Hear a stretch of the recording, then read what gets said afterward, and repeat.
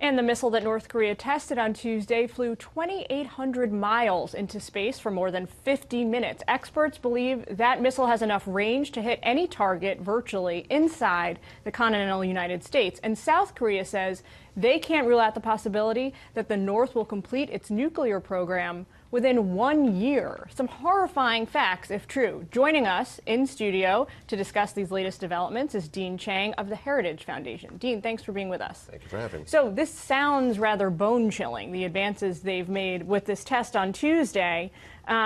Is this a game changer? It's not a game changer in the sense that we've seen this coming. We've watched the evolution of their program.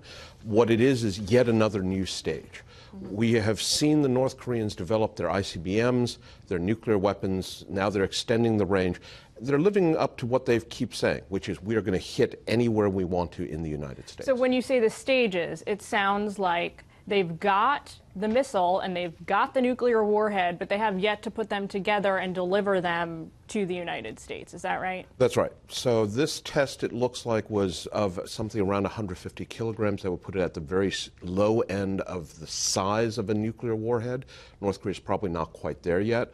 But given the pace of the development of both their missiles and their hydrogen bomb program, where we once thought maybe we had 5, maybe even 10 years, now we're probably looking at maybe 1, 2, or 3 years. Which is just appalling and frightening, I would imagine, to most Americans hearing about this today. It's something that we imagine as being much farther off. So the idea that it's immediate reality is really horrifying. Right now, you've got Hawaiians hearing the air raid sirens. The question is, are we going to start hearing that in Chicago and Washington and Denver?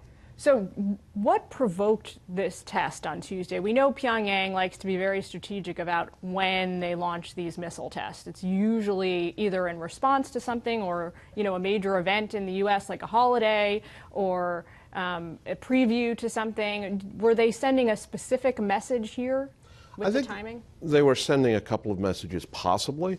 One of them was, hey, we've behaved ourselves for 60 days, but don't forget we're here.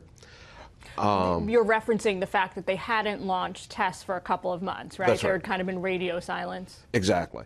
Another part could be the president's visit was during that period, and it is quite possible that various players, the Chinese, the Russians, et cetera, got them to be quiet for a period. But now that the president is back, that could well be the precipitating event to say, hey, you know what, I behaved myself, now it's your turn to go back to being afraid. So it seems like the North Korea situation has sort of turned on a dime. I mean, just 2 weeks ago, President Trump returned from his tour and was touting a largely successful visit. He managed to rally our Asian allies in defiance of the North Korean nuclear threat. He claimed to have made some substantive progress on the nuclear issue. Was that not true, or have things just deteriorated rapidly? No, I think that we need to take a couple of steps back and realize that the North Koreans are operating according to their schedule. And their schedule, as I said earlier, is to develop an ICBM and develop a nuclear warhead on top of that ICBM. I don't think anything anyone has done, not us, not the increased Chinese pressure, not South Korean and Japanese pressure, has really slowed that down, mostly because the North Koreans are isolated. They're not completely beholden to the Chinese or anyone else.